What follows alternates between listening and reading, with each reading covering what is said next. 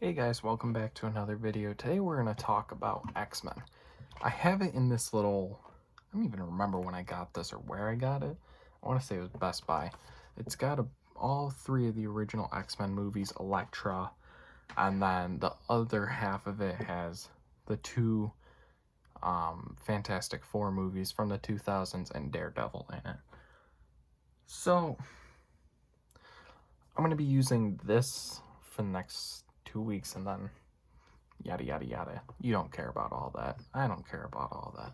So it's directed by Bryan Singer from 2000, an action sci-fi starring Hugh Jackman as Wolverine, Famke Janssen as Jean Grey, Anna Paquin as Rogue, James Marsden, who we last saw as Tom Wachowski in Sonic the Hedgehog, as Cyclops in this, Rebecca Romijn as Mystique, Ian McKellen as Magneto, Patrick Stewart as Professor Xavier, Halle Berry as Storm, Shawn Ashmore as Iceman, Tyler Mane as Sabretooth, and if you want a little fun fact about Tyler Mane, he plays Michael Myers in the Rob Zombie reboot. So if you want to watch an interesting transformation, I guess you could watch this movie and then go watch the first Halloween. And I don't know. I think that's interesting, at least. And finally, Ray Park, who we last saw as Darth Maul in Solo, a Star Wars story. Also, Sonic and Star Wars were all covered on Instagram. If you're like, whoa, where are those videos? They're not videos, they're just posts. He plays Toad in this.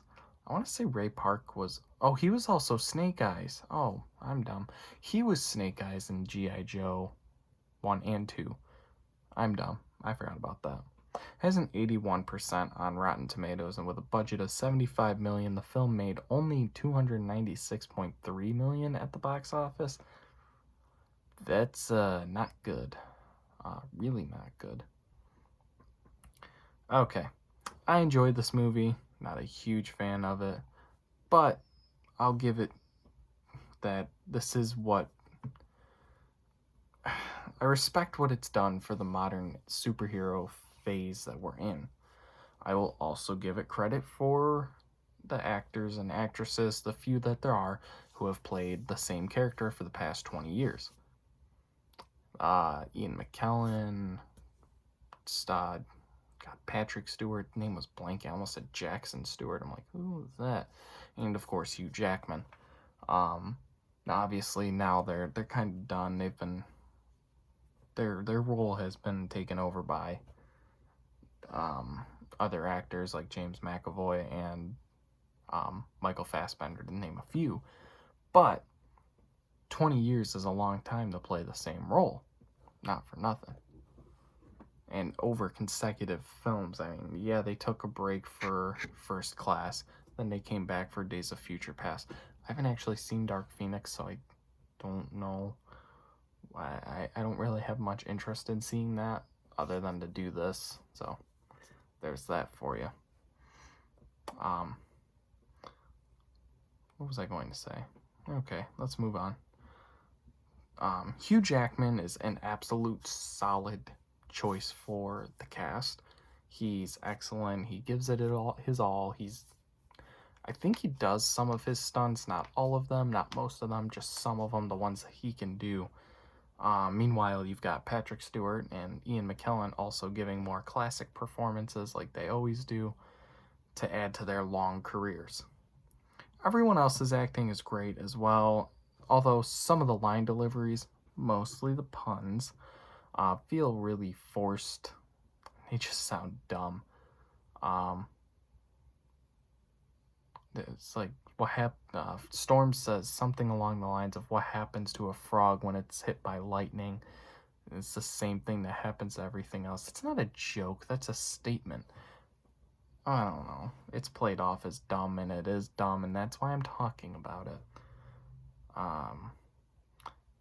The action was amazing. I'll give it that, and a lot of the stunts looked really good. Now I'm sure there was some noticeable CG. I say noticeable because it was very noticeable, but they tried. Now it's way down there. I'm not gonna grab it. Take something like Spider-Man, for example, from the 2 years later. you know, that's another one that obviously a lot of the stunts are CG, but you're not going to complain too much because the impact and the story outweighs it. That's where we're at with this, is that, yeah, the CG looks dumb. Yeah, the writing is dumb. And those will unfortunately affect it a little bit. But the impact that this movie had on the genre itself, the impact that it's had actually really on film itself, you can't really argue a point too much there. With that said, of course, the CG looks very dated. You can notice that it's not as crisp and clean as I call it, or say I should say. It's not as crisp and clean as it is now. It's still in its early stages, and that, you know, that happens. It's going to be in its early stages. Toad's tongue effect looks goofy, but I mean, it's a giant frog tongue coming out of a man. It's gonna look weird.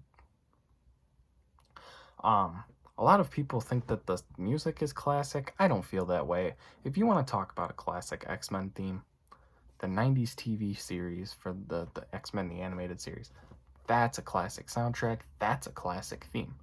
This, it's okay. The suits bother me.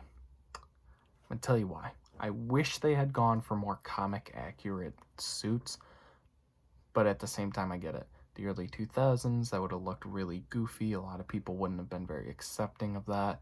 So I get why they went with the black leather with like colored seams. Would I like to see more comic accurate suits? Yes. So when Marvel eventually or inevitably reboots the franchise, I hope they go with more comic accurate suits. They seem to do that a lot. I mean, look at Captain America. Yeah, he doesn't have the big wings on his ears, but they're still there on the sides. Thor, yeah, okay. Thor's a little different. They more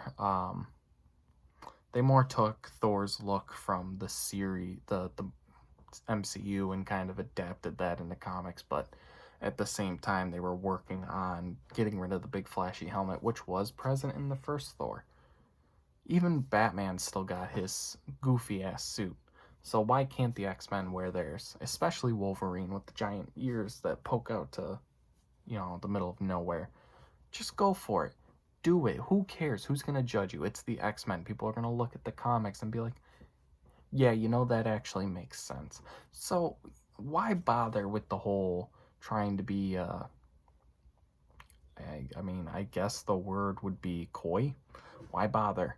You know, everyone's expecting the giant brown or black, whichever era you go with, wings for Wolverine that stick out to here. They're expecting the big yellow visor, goofy blue suit for Cyclops. They're expecting the black gown that Storm wears. And yes, even Jubilee with her cargo pants and or cargo shorts, her yellow jacket that's got no purpose, pink headband. They're expecting these things. We're expecting it. Just, you know, go with it. Who cares? I'm gonna give this a 9 out of 10. The CG being so dated, it really bugs me. I know that's not a big deal, and the story is still great, which, by the way, the story has to do with setting up, you know, bringing Wolverine and Rogue into the game and, you know, the mutant uprising. Ooh, it's not that interesting, but it's still great. It feels like an origin story. It's supposed to feel that way. But yeah, like I said, the CG effects really date it. It's hard. It's sad. Tomorrow is another movie where the CG dates it terribly. Oh my god. We're gonna talk about Scooby-Doo from 2002. I thought about.